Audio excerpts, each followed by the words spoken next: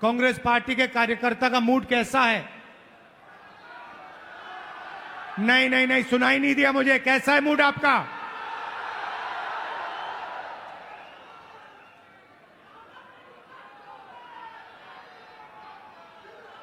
आप लोग जो हमारे जमीनी कार्यकर्ता हैं, जिनके खून में, डीएनए में कांग्रेस पार्टी है, जो हमारे बब्बर शेर हैं,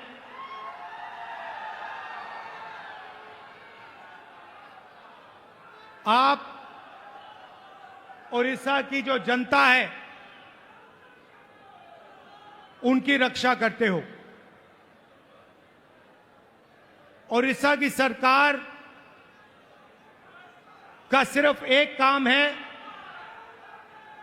ओडिशा का जो धन है उसको ओडिशा की गरीब जनता से चोरी करने का काम है।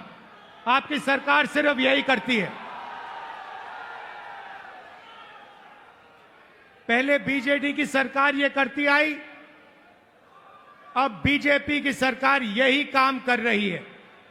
एक तरफ ओडिशा की गरीब जनता, दलित, आदिवासी, पिछड़ा वर्ग, कमजोर लोग, किसान, मजदूर, और दूसरी तरफ 5-6 अरबपति और बीजेपी की सरकार।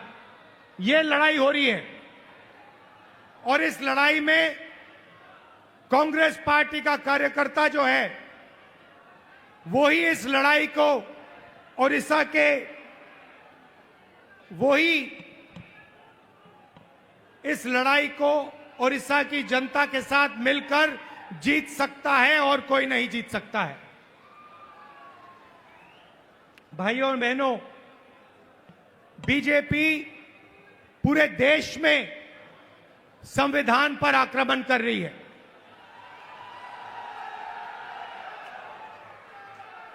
जहां भी हम देखते हैं संविधान पर बीजेपी के लोग आक्रमण कर रहे हैं। कल मैं बिहार में था और बिहार में जैसे महाराष्ट्र में चुनाव चोरी किया गया, वैसे ही बिहार में चुनाव चोरी करने की कोशिश की जा रही है।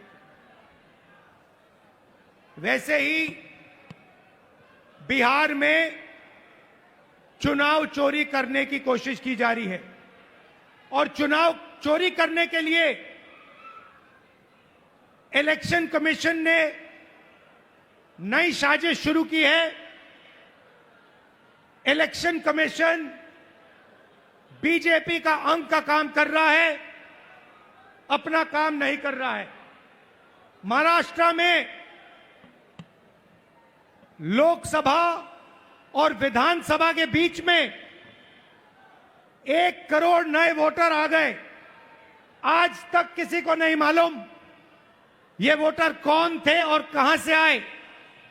हमने इलेक्शन कमीशन से एक बार नहीं, अनेक बार कहा है, आप हमें वोटर लिस्ट दीजिए, आप हमें वीडियोग्राफी दीजिए।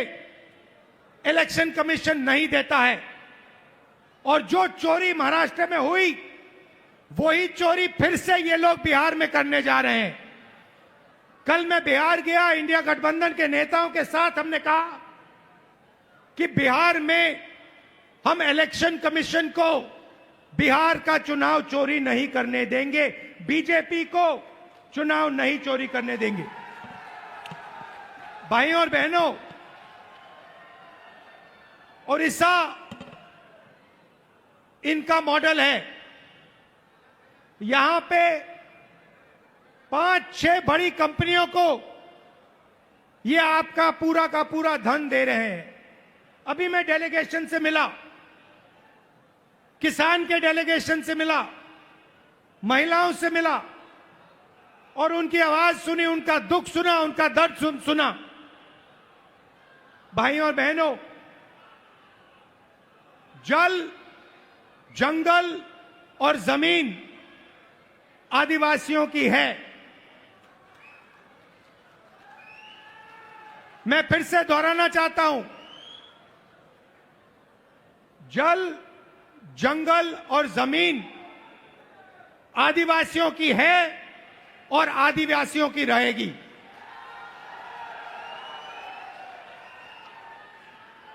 यहां पे आदिवासियों को बिना पूछे जमीन से हटा दिया जाता है, पेसा कानून लागू नहीं किया जाता है, आदिवासियों को पट्टा नहीं दिया जाता है।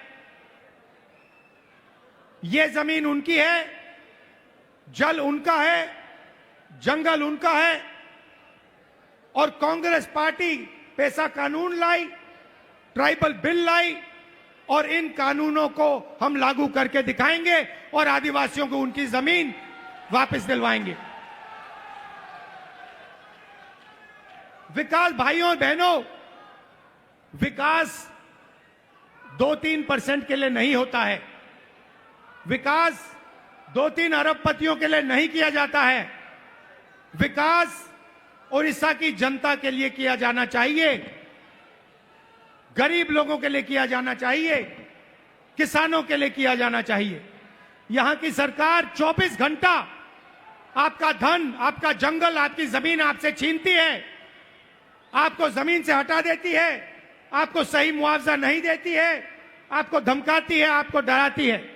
और मैं यहां स्टेज से कहना चाहता हूं, हमारे आदिवासी भाई हो, हमारे किसान हो, हमारे मजदूर हो, जिन पर भी सरकार आक्रमण कर रही है, जिनके खिलाफ अत्याचार हो रहा है, उनके साथ कांग्रेस पार्टी के सारे नेता खड़े मिलेंगे। मैं खड़ा मिलूंगा।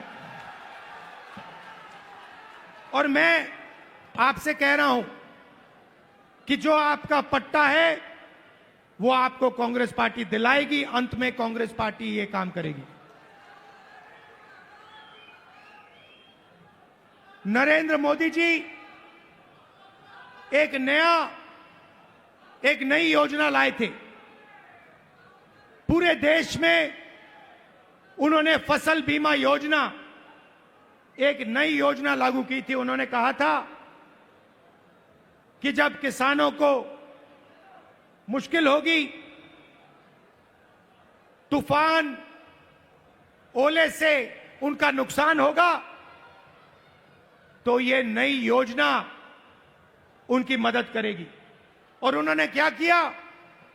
उन्होंने आपसे पैसा लिया, गरीब जनता से, गरीब किसानों से पैसा लिया, प्रधानमंत्री बीमा योजना के लिए सरकारों से पैसा लिया, सेंट्रल गवर्नमेंट से पैसा लिया, और वो पैसा उन्होंने उन्हीं 3-4 बड़ी कंपनियों को दिलवाया। आज सच्चाई यह है कि जब आंधी आती है, तूफान आता है, ओला गिरता है, किसान को मुआवजा नहीं मिलता। हजारों करोड़ रुपए नरेंद्र मोदी जी ने किसानों का पैसा, स्टेट सरकारों का पैसा, यूनियन दिल्ली की सरकार का पैसा उठाकर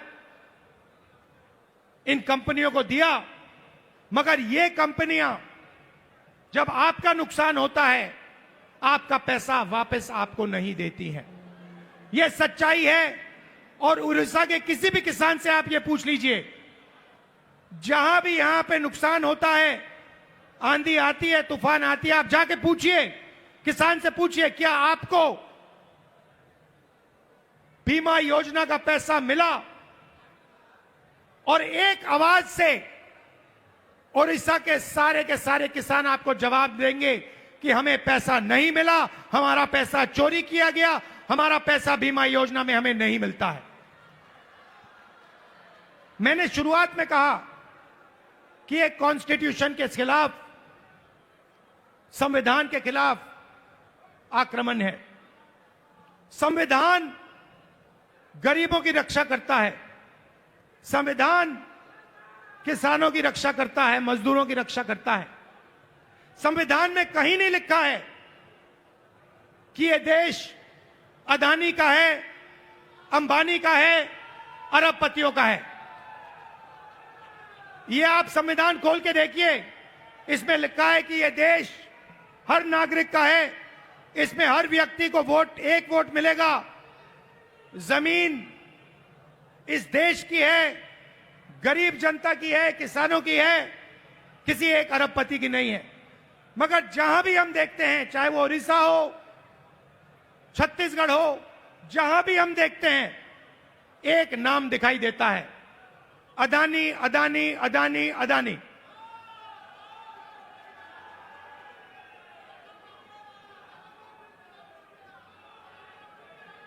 मतलब अदानी जी उड़ीसा की सरकार चलाते हैं, अदानी नरेंद्र मोदी को चलाता है। और जब उड़ीसा में जगन्नाथ यात्रा निकलती है, आप सोचिए रथ निकलता है, जगन्नाथ यात्रा का रथ निकलता है, लाखों लोग उसको देखते हैं, उसके पीछे चलते हैं, और फिर एक ड्रामा होता है, रथ को अदानी जी और उनके परिवार के लिए रोका जाता है। इससे आपको उड़ीसा की सरकार के बारे में सब कुछ समझ आ जाएगा। यह उड़ीसा की सरकार नहीं है, यह आपकी सरकार नहीं है, यह अदानी जैसे 5-6 अरबपतियों की सरकार है। और इसका लक्ष्य आपकी जमीन, आपका जंगल, आपके भविष्य को चोरी करने का है। मैं आपसे पूछना चाहता हूं, आपकी सरकार ने उड़ीसा के युवाओं के लिए कितना रोजगार पैदा किया है? ये जो बड़ी बड़ी इंडस्ट्रीज आती हैं, बड़ी बड़ी जो कंपनियां आती हैं, आपकी जमीन ले जाती हैं, आपका धन ले जाती हैं, आपकी जो नेचुरल वेल्थ ले जाती है। मैं आपसे पूछना चाहता हूं, ये आपके कितने लोगों को रोजगार देती है? आप मुझे बताओ। आपका रोजगार खत्म करती हैं, छोटे बिजनेसेस को, छोटी कंपनियों को, स्मॉल मीडियम बिजनेसेस को खत्म करती हैं, और फिर आपकी जमीन, आपका धन, आपका जंगल, आपका जल उठा के ले जाती है। और एक नई बात शुरू हुई है, उड़ीसा में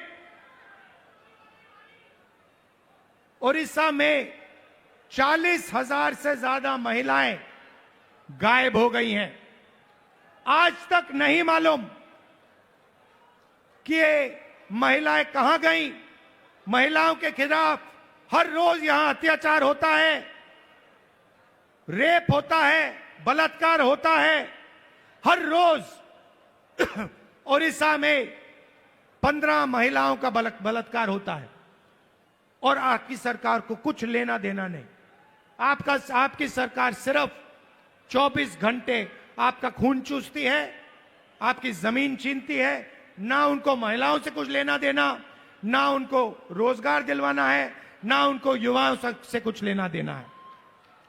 इसीलिए हम यहां आए हैं, और मैं आपको मैसेज देना चाहता हूं कि चाहे मैं हूं, या कांग्रेस प्रेसिडेंट हो, या कांग्रेस पार्टी के कोई भी नेता हो, हम यहां आपके साथ खड़े हैं।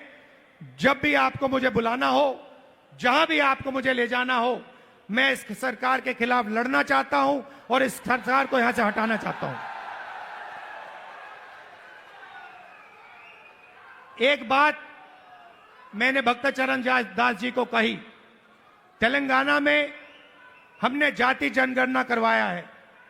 तेलंगाना में जाति जनगणना ने कमाल कर दिया है, क्योंकि जाति जनगणना ने तेलंगाना के हर नागरिक को समझा दिया है कि तेलंगाना में कितने लोग कौन से वर्ग के हैं, ओबीसी कितने हैं, अति पिछड़े वर्ग के कितने लोग हैं, दलित कितने हैं, आदिवासी कितने हैं, गरीब जनरल कास्ट के कितने लोग हैं। एक प्रकार से तेलंगाना सरकार ने तेलंगाना का एक्सरे किया है, और तेलंगाना की सरकार को अब मालूम है कि कितना धन किसके हाथ में है, कौन किसके पास क्या है, कितनी आबादी किसकी है। और मैं ये ओडिशा की जनता से भी कहना चाहता हूं, देखिए यहां पर हमें पता लगाना है दलित कितने हैं, आदिवासी कितने हैं, पिछड़े वर्ग के लोग कितने हैं, गरीब जनरल कास्ट के लोग कितने हैं, क्योंकि हम चाहते हैं कि सरकार में, इकोनॉमी में, विकास में सबको भागीदारी मिले। आज ओडिशा के पिछड़े लोगों को, दलितों को, आदिवासियों को ना सरकार में जगह मिलती है, ना कॉर्पोरेट में जगह मिलती है, ना ब्यूरोक्रेसी में जगह मिलती है। ये जो 5-6 कंपनियां आप पर राज कर रही है, मैं आपसे पूछना चाहता हूं, इनके मालिकों में कितने पिछड़े वर्ग के लोग हैं? इनकी मैनेजमेंट में कितने पिछड़े लोग के वर्ग हैं? कितने दलित हैं? कितने आदिवासी हैं? कितने गरीब जनरल कास्ट के लोग हैं? आपको एक नहीं मिलेगा।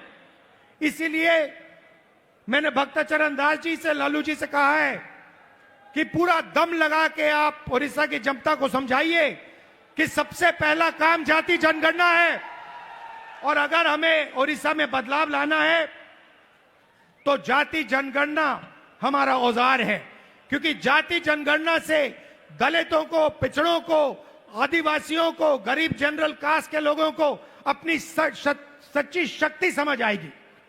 और जिस दिन इनको अपनी सच्ची शक्ति समझ आ गई, उस दिन ये सरकार को गिरा के फेंक देंगे। भाइयों और बहनों, आखिरी बात मैं कहना चाहता हूं, बीजेपी की सरकार ने ड्राइवर्स एसोसिएशन और यूनियन से पर पूरा दबाव डाला कि वो इस मीटिंग का समर्थन नहीं किए।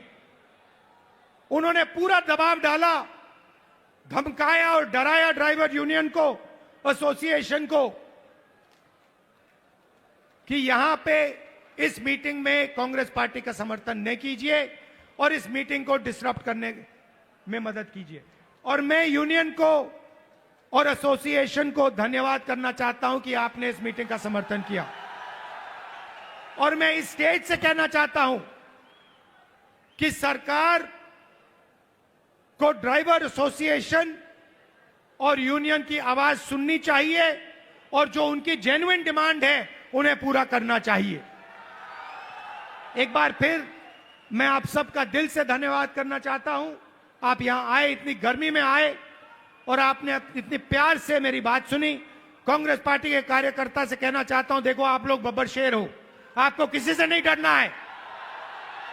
आप टाइगर हो, आपको किसी से नहीं डरना है। आप आगे बढ़ो, आपके खून में कांग्रेस पार्टी की विचारधारा है, गांधी जी की विचारधारा है, संविधान की विचारधारा है। जाओ, लड़ो और इस सरकार को बदलो। धन्यवाद, नमस्कार, जय हिंद।